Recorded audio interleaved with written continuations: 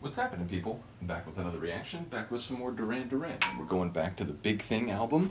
I immensely enjoyed Palomino. I've listened to it a number of times since. It has entered my sort of pantheon of like instant favorites. Like Chauffeur, Careless Memories, a number of others. All You Need Is Now, Paper Gods, and like half the Medazzaland album while we're at it. But no, seriously, I really, really enjoyed that tune, and I understand why a number of you had commented in advance that it was a special track. So we're up to the two tracks after that, which is to say, I noticed the tune after Palomino is called Interlude One.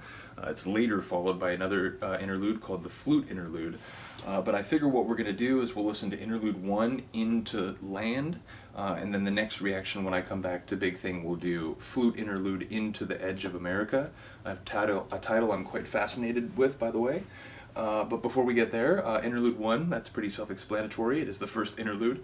But Land, I keep saying single word titles, they tend to be a bit more impenetrable in terms of where the lyrics might go, even if it's a term that has a number of connotations beyond the specific denotation. Obviously, land relates to physical space on planet Earth, most fundamentally. Obviously, it could relate to territory on other worlds, but in the human context, we're talking Earth.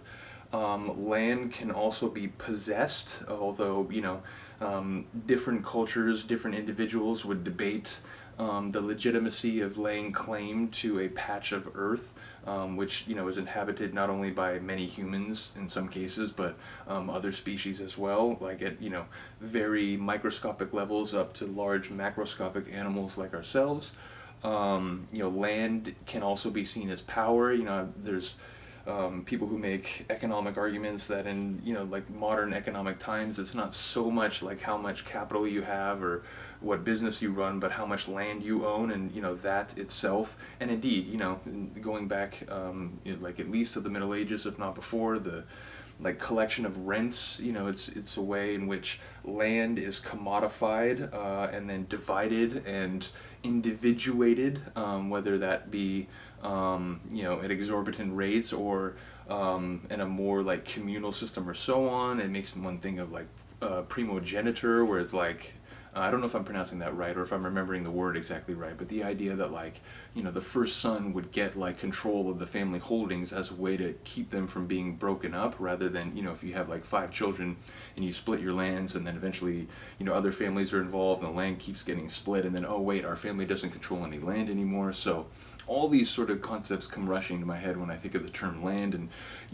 groups of people. I study American history, especially late 18th, early 19th century, early American history as it relates to the U.S. and their interaction on the federal level mostly, but also the state level with indigenous tribal communities, and in many cases, tribal groups where they signed treaties. Oh, okay, they're not going to take any more land, and then people squatted on the land, and then the government came back and said, well, our people are squatting on the land, and so you might as well just sign this over, and we'll give you some trade benefits and whatever. And ultimately, in many cases, land, they were dispossessed and like forcibly relocated or worse. So yeah, land throughout history has been a very vital resource for humanity in many different ways. But it might not have like the gravitas of that. It might be about the way that a particular patch of land carries symbolic or more physical meaning for someone, or it's like the site of some event which has like mythological and or historical importance for a group of people. Land can serve many different purposes. Certain places of land have access to waterways and so on. So certain patches of land have more intrinsic value in relation to living creatures and, the things we get up to try to stay alive and perhaps, create progeny and continue into further generations. So, like, again, it's a concept which has so many different potential directions you could take it and connotations. There might be nothing I just said having anything to do with the song. Maybe some of the elements will be at least, in some ways indicative of lyrical themes, but it is a title that really gets my brain workings, is I guess the point that I'm trying to make. But yeah, let's get to it. This is Land by Duran Duran on Big Thing, 1988. Well, Interlude 1, sorry, and then Land. Forgot what I was doing for a second. Oh, wow. Feels like if you took like a traditional Irish kind of dancing song that like you play on 33 RPM and you played it on 78 or something.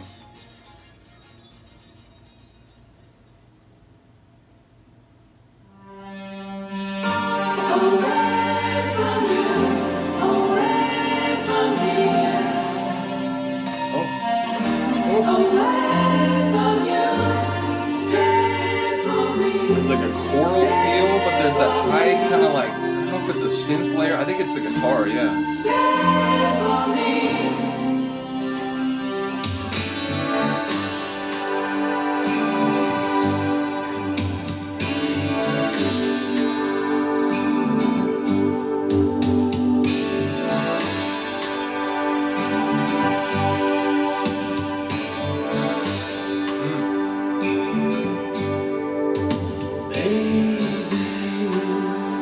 Like a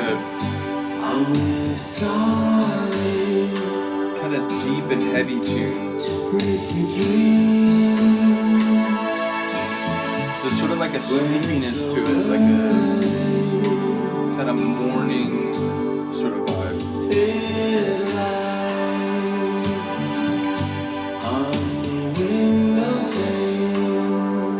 The window frame?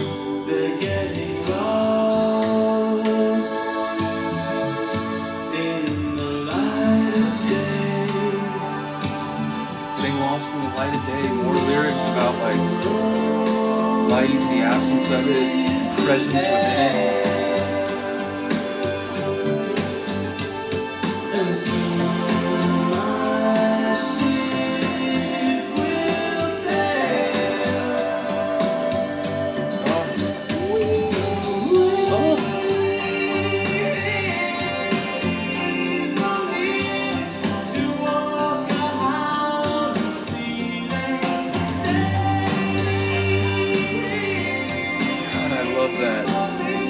There's a little, again, like, fluid wrinkle in his voice. You're a vocal wizard, son.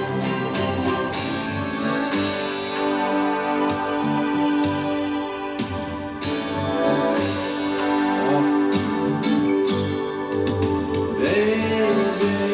Again, like, fans of both groups should know this is a positive comparison, certainly. It's like a little, in a little way, it's reminding me of like Head Over Heels a little bit by Tears for Fears. Before we ride standing across the ocean stream, I need to know, I need your country there.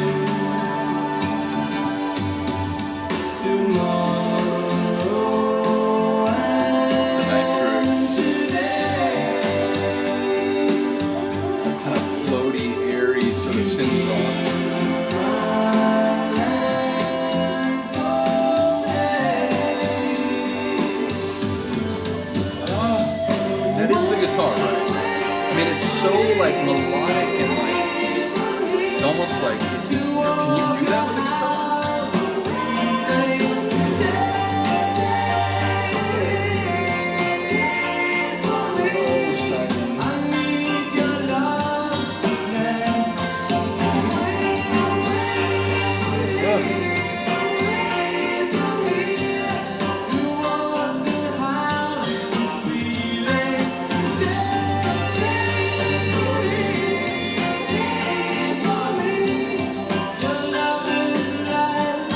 The more and more I understand the way they layer his voice in songs,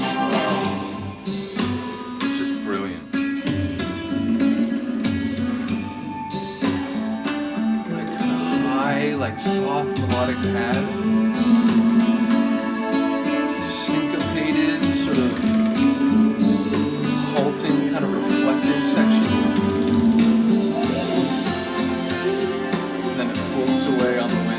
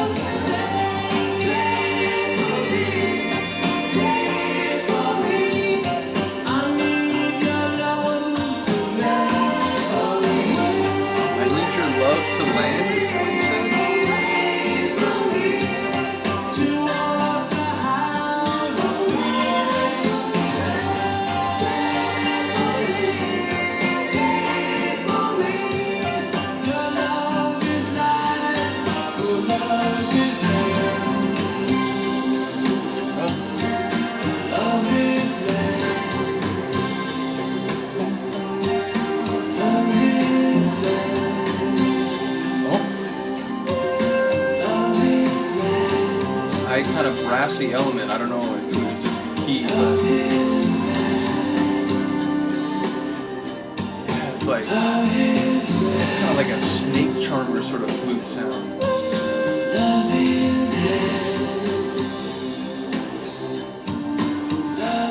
It's like another woodwind sort of flavor in there.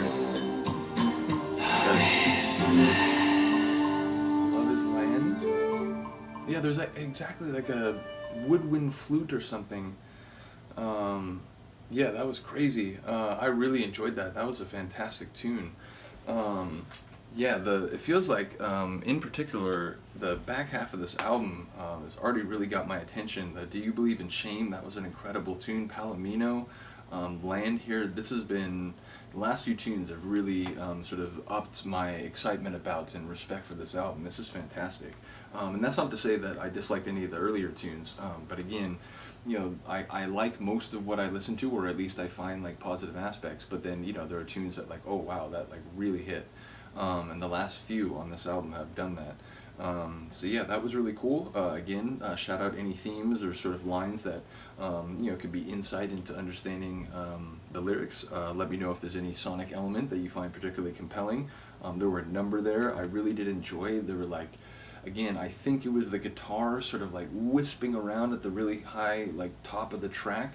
There were a couple synth like key contributions I really enjoyed. And then Simon's voice, like, I mean, it's just ridiculous. Like, the more and more I listen to their band, the more and more I realize, like, yeah, I thought, you know, like, wow, I'm coming to appreciate his voice, and oh, it kind of has this way of, like, wavering and sort of bending around the edges.